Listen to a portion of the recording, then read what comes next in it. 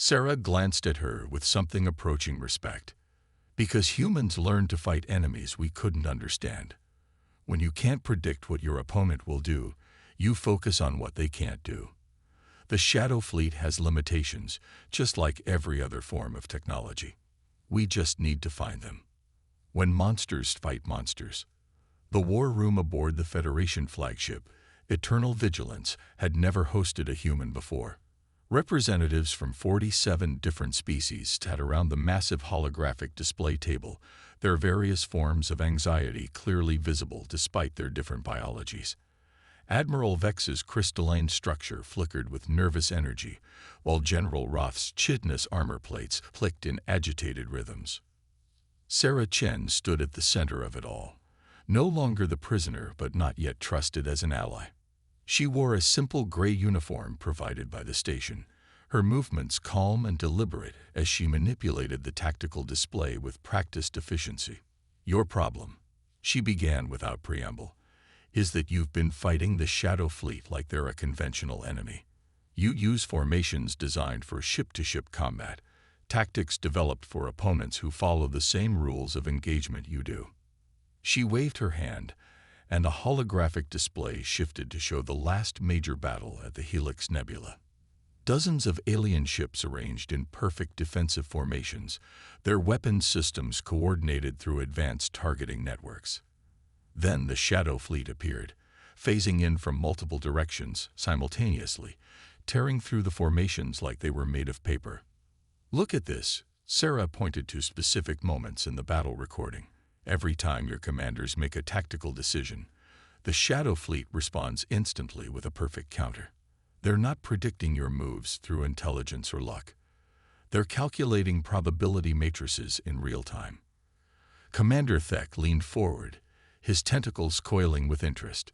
"You believe they are using some form of artificial intelligence?" "More than that," Sarah replied. "They're using perfect artificial intelligence. No hesitation. No second-guessing, no emotional decisions. They analyze every possible tactical option and choose the mathematically optimal response every single time." Admiral Vex's harmonic voice resonated with frustration. "If that is true, then how can we possibly defeat them? How do you fight an enemy that makes perfect decisions?" Sarah's smile was cold and predatory. "You make them face decisions that have no perfect answer. You force them into situations where every choice leads to failure." The alien commanders exchanged uncertain glances. General Roth spoke first, his mandibles clicking nervously. "What kind of situations?" "The kind that humans specialized in," Sarah replied. "Chaos, unpredictability, sacrifices that make no logical sense but achieve strategic objectives through sheer audacity." She manipulated the display again, showing a new formation that made several of the alien observers recoil in horror. Instead of the orderly battle lines they were accustomed to, Sarah's plan called for ships to be scattered across multiple star systems in seemingly random patterns. "This is madness," Admiral Vex protested. "You want us to divide our forces when we are already outnumbered. The Shadow Fleet will destroy us piecemeal." "No," Sarah said patiently. "They'll try to destroy us efficiently. And that's when we'll have them." She zoomed in on specific elements of her strategy, explaining how the apparent chaos was actually a carefully orchestrated trap. Ships would be positioned not to defend territory or protect resources, but to force the Shadow Fleet into making tactical decisions with incomplete information. "The key is cognitive overload," Sarah continued. "Perfect intelligence requires perfect information. If we give them too many variables to calculate simultaneously, we can create decision paralysis. Even artificial intelligence has processing limitations." Dr. Yila had been studying the proposed battle plan with growing amazement. "You want to use our own ships as bait, deliberately sacrifice entire squadrons to create tactical confusion." "I want to win," Sarah corrected. "Everything else is secondary." The room fell silent as the alien commanders contemplated what she was asking of them. The plan required a level of ruthlessness that violated every principle of civilized warfare they had developed over millennia. It meant treating their own people as expendable resources in a larger strategic game. General Roth was the first to speak. "How many will die?" Sarah's expression didn't change. "All of them, if we don't try this. Maybe half of them, if we do." "Those are not acceptable odds," Admiral Vex said, his crystalline form pulsing with distress. "They're the only odds you have," Sarah replied bluntly. "The Shadow Fleet isn't going to negotiate. They're not going to show mercy. They're going to consume every living thing in this galaxy unless someone stops them. I'm offering you a way to stop them." Commander Thek had been quiet throughout the exchange, his large orange eyes focused on the tactical display. When he finally spoke, his melodious voice carried a note of reluctant understanding. "The human is correct. We have tried everything else and failed. Perhaps it is time to consider methods we would normally find abhorrent." The debate continued for hours, but gradually the alien commanders began to accept the horrible logic of Sarah's strategy. Reports continued to arrive of more systems falling to the Shadow Fleet, and each new loss made the decision easier. 3 days later, the largest fleet in galactic history assembled at the Kepler system. Ships from dozens of worlds formed Sarah's chaotic formation, their crews still struggling to understand battle plans that seemed to guarantee their own destruction. Sarah stood on the bridge of the Eternal Vigilance, watching sensor displays that showed the approaching Shadow Fleet. The enemy appeared exactly as predicted, phasing into normal space in perfect formation, their dark vessels seeming to absorb light itself. "All ships, execute pattern Alpha," Sarah commanded, her voice carrying across communication channels to thousands of vessels. What followed could barely be called a battle in any traditional sense. Ships broke formation and scattered in seemingly panicked flight, abandoning defensive positions and fleeing toward different star systems. The Shadow Fleet responded instantly, dividing their forces to pursue multiple targets simultaneously. But Sarah had planned for this. Each fleeing group led their pursuers into carefully prepared ambushes, not designed to destroy the Shadow Fleet ships, but to delay them, confuse them, force them to make increasingly complex tactical calculations. "They're adapting," reported Dr. Yila from her sensor station. "The Shadow Fleet is recognizing the trap patterns." "Good," Sarah replied calmly. "Execute pattern Beta." The second phase was even more chaotic than the first. Allied ships began attacking each other in apparent confusion, creating false targets and phantom threats that the Shadow Fleet had to evaluate. Their perfect intelligence was being forced to process scenarios that made no logical sense. "Pattern Gamma," Sarah ordered. The final phase was pure madness. Ships ran their own allies, weapon systems fired at empty space, entire squadrons self-destructed in coordinated sequences that served no apparent tactical purpose. From the outside, it looked like the Allied fleet had gone completely insane. But Sarah was watching the Shadow Fleet's responses, tracking the microsecond delays that appeared in their movements as their artificial intelligence struggled to process the flood of contradictory data. The delays were small, barely measurable, but they were growing longer with each impossible scenario they had to analyze. "Now," Sarah whispered. The real attack came from ships that had been pretending to be debris fields, their power systems shut down and their life signs masked. They activated simultaneously, appearing within the Shadow Fleet formation at point-blank range. The enemy's perfect intelligence had failed to account for vessels that appeared to be destroyed but were actually lying in wait. The Shadow Fleet tried to respond, but their processing systems were already overloaded with contradictory information. For the first time in their existence, they hesitated, and in that moment of hesitation, they were vulnerable. The battle lasted 18 hours and cost the lives of over 2 million beings. When it was over, the Shadow Fleet had been completely destroyed, their artificial intelligence overwhelmed by tactical scenarios that had no logical solutions.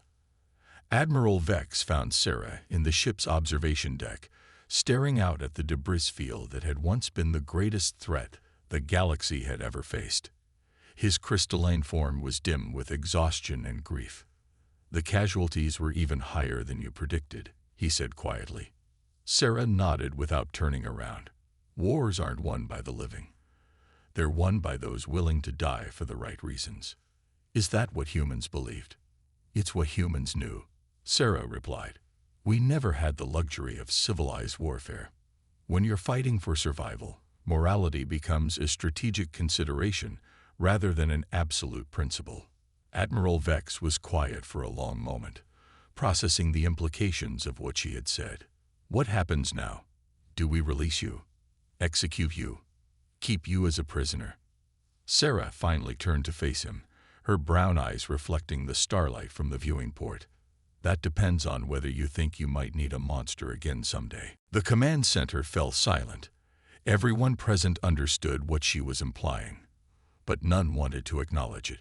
The humans had been extinct for 2 years, their homeworld reduced to cosmic dust, their entire species wiped out except for one survivor locked in a maximum security cell 3 decks below. Admiral Vex's crystalline form shimmered with agitation. Absolutely not. The human is a war criminal, responsible for the deaths of millions of our people. We cannot trust anything she might tell us. We may not have a choice, Dr. Yila replied. The Shadow Fleet will reach the core worlds within 2 weeks. Our evacuation plans cannot move that many beings in time. We need unconventional solutions. The debate continued for hours, but the conclusion was inevitable. As reports came in of 3 more systems going dark, the alien commanders realized they were facing extinction. Traditional military doctrine had failed completely against an enemy that seemed to understand their every move. Commander Thek was chosen to approach Sarah, primarily because his species was known for their ability to detect deception. If the human tried to mislead them, he would know immediately. Sarah was expecting him when he arrived at her cell. She had heard the arguments through the station's ventilation system, had felt the vibrations of increasingly desperate communications, had sensed the fear growing stronger each day. "You want my help," she said before Thek could speak. "We want information," Thek corrected, his tentacles coiling nervously. These Shadow Fleet entities use tactics that seem familiar somehow. Our analysts believe they may have studied human military records. Sarah laughed, a sound devoid of humor. Your analysts are idiots. The Shadow Fleet isn't using human tactics. They're using something far more dangerous. What could be more dangerous than human warfare? Thek asked, genuinely curious despite his fear. Sarah moved closer to the energy barrier, her eyes reflecting the blue glow of the containment field. Pure logic. No emotions, no hesitation, no moral constraints. They analyze every possible response and choose the most efficient solution. Humans were dangerous because we were unpredictable. These things are dangerous because they're perfectly predictable, if you know how to think like them. Thek's orange eyes widened. You understand them. I understand war, Sarah replied. I understand how to fight enemies that are stronger, faster, and more numerous than you are. I understand how to win when winning should be impossible. What would you require? Thek asked reluctantly. Sarah was quiet for a long moment, considering her options. She had spent 2 years in this cell, watching alien guards who feared her even though she was powerless. She had listened to their conversations, learned their languages, studied their weaknesses. Now they needed her expertise, and that gave her leverage she had not possessed since her capture. Full access to your tactical databases, she said finally. Real-time updates on Shadow Fleet movements. A direct communication link to your fleet commanders. And, she paused, a slight smile playing at the corners of her mouth. I want to design the battle plan personally. Thek's tentacles writhed with distress. Impossible. We cannot give a human prisoner access to classified military information. Then you'll lose, Sarah said simply, turning away from the barrier. The Shadow Fleet will consume your worlds one by one, and billions of your people will die. But at least you'll maintain your security protocols. Thek stared at her back for several minutes before activating his communicator. The discussion with the command staff was brief but heated. In the end, survival trumped security concerns. When the energy barriers finally deactivated for the first time in 2 years, Sarah stepped out of her cell and stretched muscles that had grown stiff from confinement. The guards kept their weapons trained on her, but she ignored them completely. Her attention was focused on the data streams now flowing across multiple holographic displays. Shadow Fleet attack patterns, casualty reports, failed defensive strategies, and most importantly, detailed sensor readings from the few ships that had survived encounters with the mysterious enemy. Sarah absorbed it all with the focused intensity that had made her one of humanity's most feared military commanders. "They're not using standard propulsion," she murmured, her fingers dancing across the control interface. "These phase shifts, they're not teleportation. They're moving through folded spacetime. That's why your sensors can't track them properly." Dr. Yila leaned closer, her scientific curiosity overcoming her fear of the human. "How can you determine that from sensor readings our best analysts couldn't interpret?" The forgotten weapon. The containment cell on Kepler Station was built to hold the most dangerous criminals in the galaxy. 3 layers of energy barriers hummed with deadly power, while automated turrets tracked every movement inside the small chamber. For 2 years, Captain Sarah Chen had called this place home. She sat cross-legged on the metal floor, her dark hair now streaked with premature gray, her brown eyes focused on a small piece of torn fabric she was weaving between her fingers. The guards thought she was going insane from isolation. They were wrong. Sarah was thinking, planning, and most importantly, remembering everything she had learned during humanity's final war. The Zephyrian guard named Korax watched her through the transparent aluminum barrier. His blue-scaled face showed disgust as he observed the last member of the species that had terrorized the galaxy for 3 decades. Humans had been clever, ruthless, and utterly unpredictable in their methods of warfare. When the combined alien fleets finally cornered them on Earth, the victory had come at a terrible price. "Still playing with trash, human." Korax sneered, his forked tongue flicking out as he spoke. "Your kind always was obsessed with meaningless activities." Sarah looked up slowly, her expression neutral. "Everything has meaning if you know how to see it." She held up the small woven pattern she had created. "This represents the Battle of Proxima 7. Every thread is a ship movement, every knot a tactical decision. Your people lost 43 vessels that day because you couldn't adapt to changing circumstances." Korax's scales darkened with anger, but before he could respond, alarms began blaring throughout the station. Emergency lights bathed the corridor in red as automated voices announced a code-black situation. Through the station's communication system, panicked voices could be heard reporting impossible readings from the outer sensor arrays. Commander Thek of the Vorthan Empire rushed past Sarah's cell, his 8 tentacles moving in agitated patterns as he barked orders into his communication device. The Vorthans were known throughout the galaxy for their calm demeanor and logical thinking, but Thek looked genuinely frightened. "What's happening out there?" Sarah called out, rising to her feet for the first time in hours. Thek paused, his large orange eyes focusing on her through the barrier. "Something that should not exist," he said in his melodious voice. "Ships that appear from nowhere, consume everything in their path, and vanish again. They move like no vessel we have ever encountered." Sarah felt her pulse quicken. During her years of imprisonment, she had heard rumors of strange disappearances in the Outer Rim territories. Ships and colonies going silent without distress calls, entire systems found empty of all life. The alien authorities had dismissed these reports as equipment failures or pirate attacks. "How many ships?" she asked. "Unknown," Thek replied. "They phase in and out of normal space using technology we cannot comprehend. Our sensors detect them only moments before they strike, and by then it is too late." 3 days later, the situation had grown desperate.